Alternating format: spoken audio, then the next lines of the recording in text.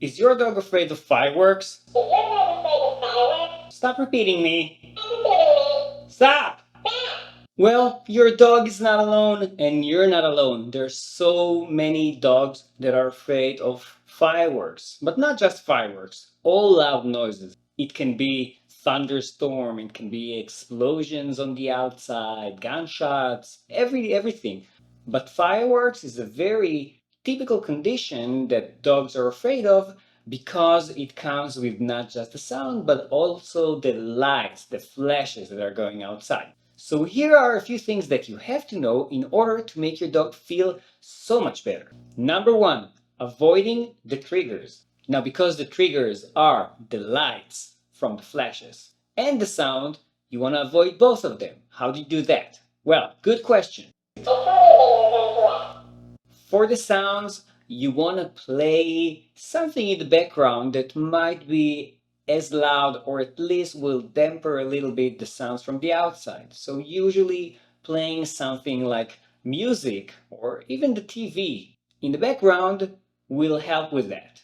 Now just make sure that if you are using something that has ads in it or if you are watching TV, make sure that there are no explosions on the TV show that you're watching or on the commercial or the ads that are between the songs. What type of music should you choose? Well, there are actually different studies showing that classical music or basically any soft music with a specific constant tempo will be good enough. Just probably don't use music like heavy metal. Even though my dogs do like it, most dogs don't. As for the flashes from the outside, well, if you can completely block the windows in a way that nothing is coming out from the outside, you can definitely do something like that. You can even make the room dark. Many dogs will actually feel a bit more comfortable if the room is dark because it's kind of like a den or something like that. But the problem is that sometimes if you do make the room dark, then it's a lot easier to see the flashes from the outside. So if that's the case, it's actually better to turn the lights on. Oh, and if you can use a room that's in the middle of the house and is away from the explosions, away from the windows, a room that's just more quiet because it's in the inside of the house, use that room. The second thing you should do, and the second thing you should know, is that you can't reward fearful behavior. You can't reinforce that behavior by petting your dog. So, if your dog is coming to you and wants some attention from you, that's completely fine. You can pet your dog, you can calm him down, you can give him treats, you can even play with him. That's probably the best thing you can do to play with him or work on cues and commands and stuff like that because that kind of like takes his mind away from the fearful stimuli that are going on in the background and might even create this kind of like counter conditioning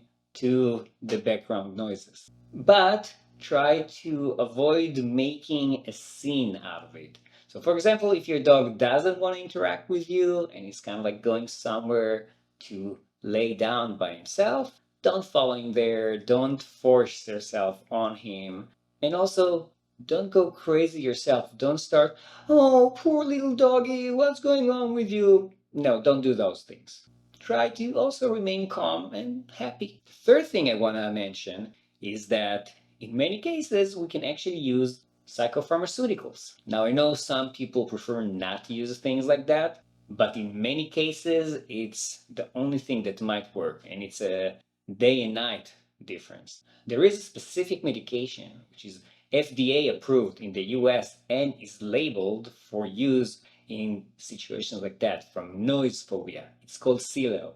The company is not paying me any money, so this is a recommendation because I actually see that it's working. But that's not the only medication you can use. There are other medications that can work pretty fast and reduce the stress that the dog is feeling. Depending on the medication that you use, there might be different side effects, although in most cases you might not actually see any side effects. But if there are side effects, in most cases they will just cause some sedation. And that's not the end of the world because I actually prefer the dog to be sleeping throughout those fireworks than freaking out. But again, that's something you need to ask your veterinarian because that depends on the type of medication that your dog is going to be prescribed.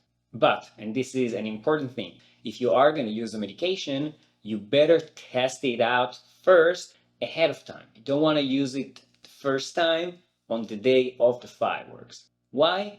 Because in some cases there might be some side effects that will make the dog even more anxious, and you don't want to find that out the day of the fireworks and then you have nothing to do.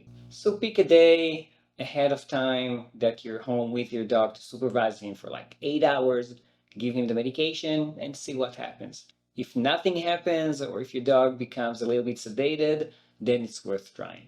If you have more questions about this topic or any topic, just write down in the comments below.